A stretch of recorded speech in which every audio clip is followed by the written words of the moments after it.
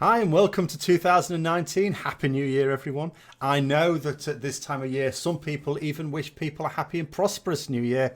But as we're staring down the blunderbuss of Brexit, the utter chaos, and who knows where the scatter will go, I don't think we'll do that, shall we? Shall we? So what we'll talk about here is the no deal deal. So to avoid a no deal, this is basically what has to happen now. In a couple of weeks' time, about a couple of weeks' time, there's going to be a vote in Parliament. So MPs could back May's deal. That's what she says she's hoping for. I still don't know what's really going on in people's heads. But that's what she says she's hoping for. That would avoid no deal. Or, as seems likely, they won't back that deal, in which case either Theresa May or Jeremy Corbyn, they're basically the only two people in the country that can do anything at this point. One of those two people has to change track massively, and much more than either of them have been given the impression that they will do. I'm not quite sure what Theresa May's aim is. You know, she knows that she's taken up the role of Prime Minister at a time when it's basically a poison chalice.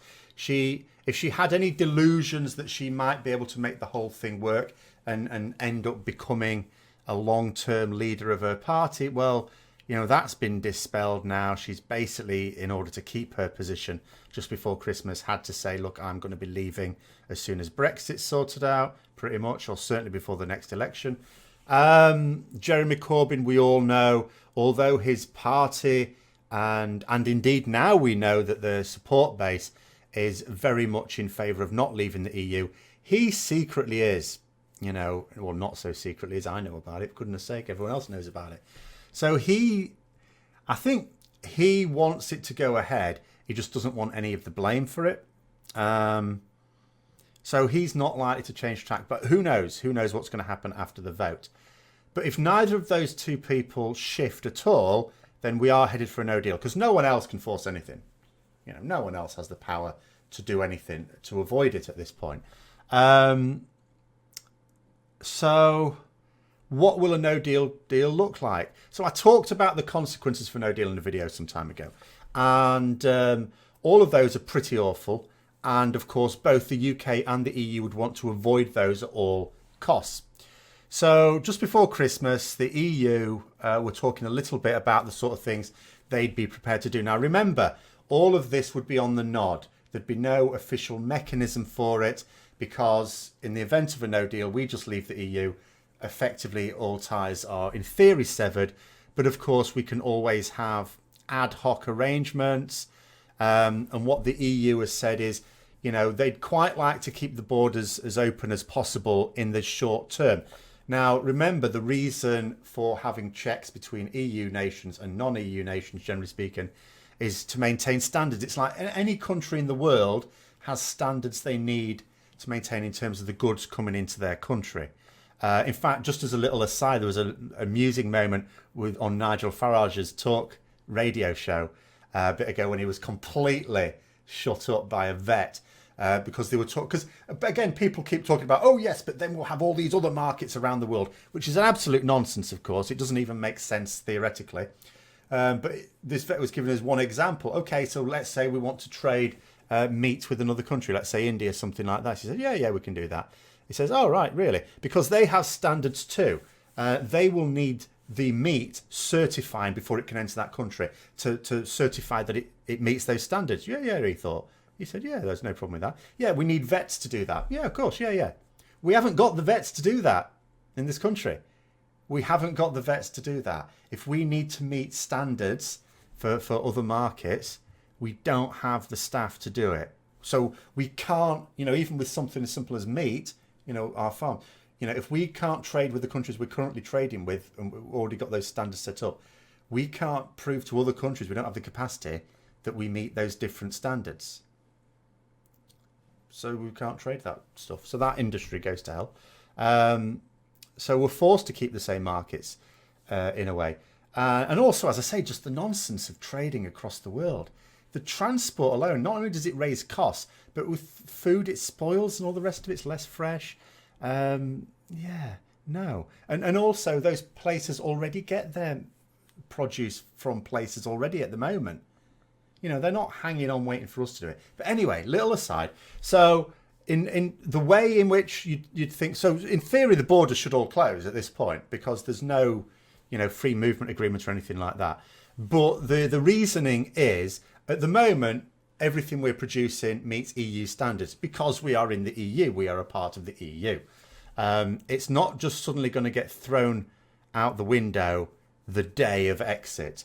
So for a period of time, it can be assumed that our goods meet EU standards for a short time at any rate.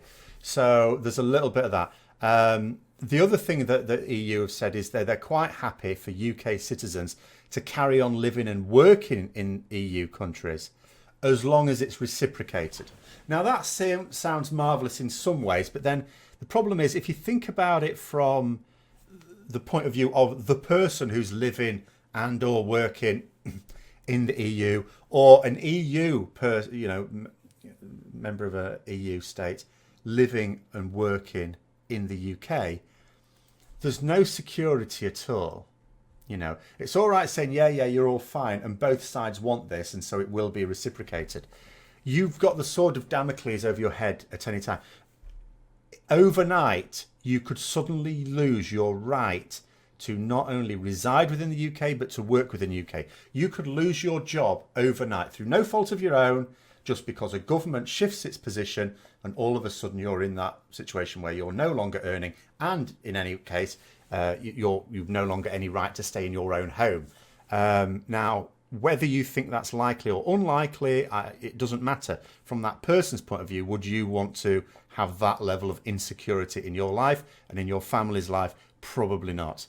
You know, it creates all sorts of problems as well. I mean, not only... I mean, the UK Foreign Office, for example, has said, or Home Office, sorry, apologies, has already said that, you know, although those people will be allowed to stay, they'll still have to fill in paperwork to do it, and there's a fee for that and all the rest of it. So that all has to be done. Doesn't sound like there's a lot of time for it to be done. You know how these things work. Anyone who's tried to apply for a passport takes a little while. People are supposed to be doing this now. There's only a few more months. Is it all, you know, can we imagine a situation where there's a huge backlog and people are effectively forced out of the country because they don't have the right to stay formally? You know, and you think to yourself, well, okay, they'd probably give it a bit of a window because who the hell wants to see someone unfairly or mistakenly removed from the country? It's not like the British government ever does that, does it? Oh, wait, yeah, Windrush, yeah. So, yeah, if I was, you know, someone who wasn't a UK citizen but was an EU citizen, I'd really be looking at moving back if it was me. Which, of course, some people may like, but that's just madness. I already talked about the impact that would have, if nothing else, on the NHS last week. So that's a bit of an issue there. So although the EU is quite happy for this nod and a wink things to carry on, it has to be reciprocated, and you would think the UK government would be in favour of it as well. Then what's the UK doing about it? Well, a big fat zero for a long time. Remember what I said is as soon as borders close, you need a much larger border force. Oh, the old border force has been shown to be a bit lacking just this week, hasn't it? What's going to happen when it's all properly closed? It hasn't been expanded. They didn't expand capacity at ports.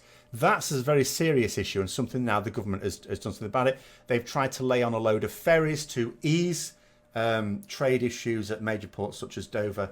They've basically thrown out tenders to companies, provide us ferries to ferry these goods across, which all sounds fine until you then read, because this is the thing, as soon as I read that, I thought to myself, where's this come from? Because again, what people keep forgetting about is capacity. It's a bit like when people keep saying, oh, we can just trade with other countries. Where's the capacity? Where's the markets? You know, those markets may emerge over time, and over time is not a few months, I mean decades, right? But at the moment, if all of a sudden it's not financially viable to trade a load of our goods with EU countries, which we currently trade most of our stuff with EU countries, if the, you know, tariffs become too high because it is a protectionist zone, it's not like there's parts of the world that are crying out for it and will take it off our hands anyway. Otherwise we could have traded it with them. You know, we do trade with other countries. All right, it's on slightly different deals. And some of those deals may not be as good as it would be after, but we still trade with them. They already buy if we produce anything that other countries don't, they already buy what they want. You know, it might for them get a bit cheaper, and maybe they'll increase, the consumption a little bit, but it's not going to be massive. We're not going to be able to replace one market. And again, like I've already talked about transport. But anyway, that's another thing there. But the capacity with the ferries, because I thought to myself, okay, you have a ferry, you build a ferry, you're a company who runs ferries, you have a ferry. You don't have like 10 ferries in storage just waiting for an event like this, do you?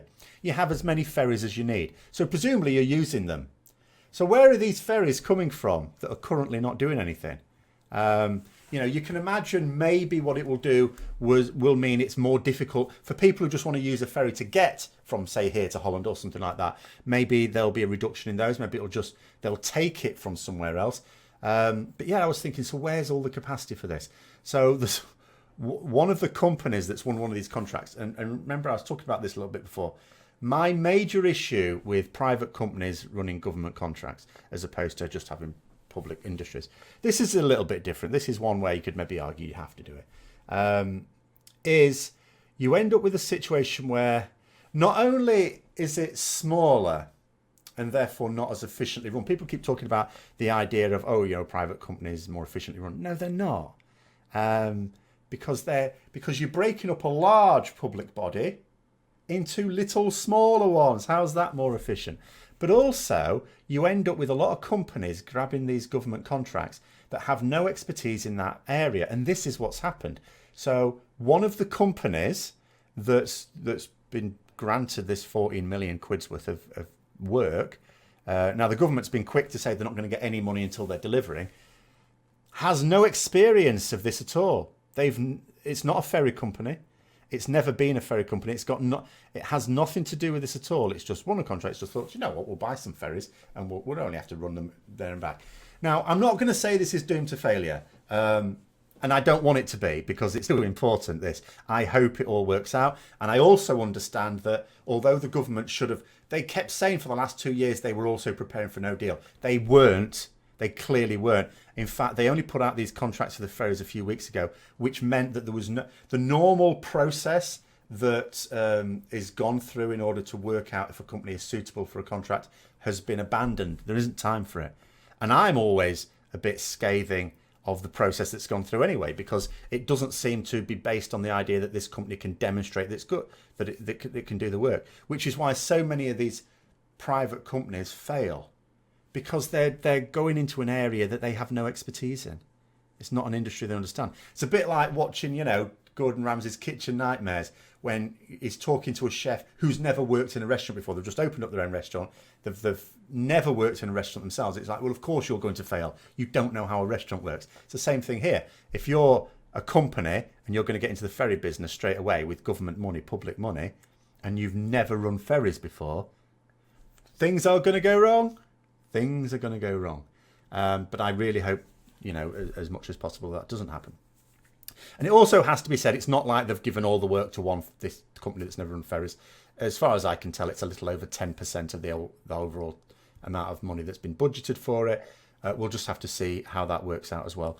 But the overriding thing that's going through my head all this time, because obviously my position is I'm a Remainer. I would like to remain within the EU. I'm desperate to remain within the EU. And although there seems to, I don't know whether there's a glimmer of hope that people keep saying, oh, if you don't back May's deal, then Brexit itself is a 50-50.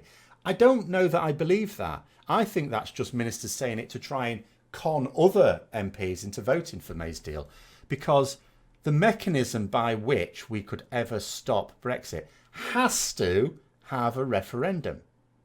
It has to have. And whether you call that a second referendum or a first referendum, it depends how you look at it. It's a matter of opinion.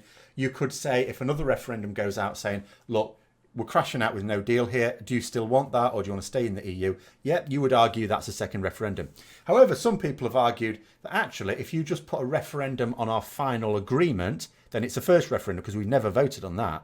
It's like, right, do you want this deal? Because what May could do is say, right, I've negotiated this deal. If all the MPs are against it, right, let's see what the people decide. All right, let's put my deal to the people. So the referendum goes out saying, do you want to remain within the EU, knowing what you know now? And all those people that lied to you before the referendum itself, they've all come clean now, but it's too late, isn't it? Oh, no, it's not. We'll give you the choice. Do you want to stay in the EU or do you want to leave the EU? And further, if we leave the EU, do you want to leave with no deal or do you want to leave with this deal? You know, it could be put to people like that. You can argue that that's the second referendum. You could argue it's the first referendum. It doesn't really matter. But that's what's needed. That's the mechanism that's needed. And no one is showing any signs of putting it into place. Remember, a referendum has to be passed into law. Now, of course, they talk about the time it takes to get these acts through Parliament. They could hurry it through if they really wanted to. But, you know, I struggle to see that. So the situation is increasingly likely, but who knows, that we have the no deal, that this is the situation that happens. And then you think to yourself, so who's going to be content in this situation? I'm not content. As a Remainer, I'm thinking, well, okay, it's smoothing out the badness, but at the same time, it's still badness because all these arrangements we'll have with the EU are on a nod and a wink. There's no legal mechanism for them. It's only going to be done while both sides are working together and cooperating, and while it's reciprocated on both sides. At any moment, it could be stopped. There is no security there at all. And then from a leaver's point of view, you've got to think about it from their point of view. They're thinking, hang on a minute, no, we want... Well, actually, most of the people that voted to leave the EU didn't necessarily want to leave the single market itself. But again, that wasn't up for a vote. So let's just say the loudest one certainly is saying we want all the borders closed. So... You know, and that's wouldn't be what the situation is. So they want all those borders closed. So then you're thinking, well, hang on a minute. So this isn't satisfying anyone at all. And also, even if it were, it can't go on forever. So here we are 2 years on. We're only a few months away from the end date, the exit date, or the planned exit date at the moment. And not only do we still not know what the end game is, because this would just be a temporary arrangement just to, you know, sort something out. So not only do we not know what the final results would look like, I can't even say deal anymore because there would be no deal. The final results would look like, we don't know that. We don't know what our final relationship with the EU is going to be or our final relationship with the wider world. All we know is that the US has said, oh, they're not going to trade with us if we accept May's deal. But that's because that would prevent us buying all those foods that at the moment don't meet our standards. They just want us to drop our standards so that we can buy more of their crap. Not that I'm saying everything that comes from America is crap, but the stuff that isn't, we have now. They want us to pass on to the other stuff that other countries won't accept because it doesn't meet standards. And so not only do we not know what that end game is going to look like, we still won't know when it's going to be. You know, we'll just be on a knife edge waiting to wake up one day and find out that the nod and a wink arrangements have all been cancelled. It's weird, isn't it? It's surreal. You know, you would almost not believe this if you were reading a book about this. It's like reading 1984 and there's bits of it you think, oh yeah, you know, based on the human condition, yeah. But this could never really happen, could it? And if someone wrote this story 50 years ago, people would go, you're having a laugh. This is fantasy beyond Tolkien. But anyway, there we go. You let me know what you think, of course, in the comments below. If you've enjoyed the video, don't forget to click the like button, subscribe for further content, click the bell notification if you want to be notified of the further content. And until next time, I'll see you later.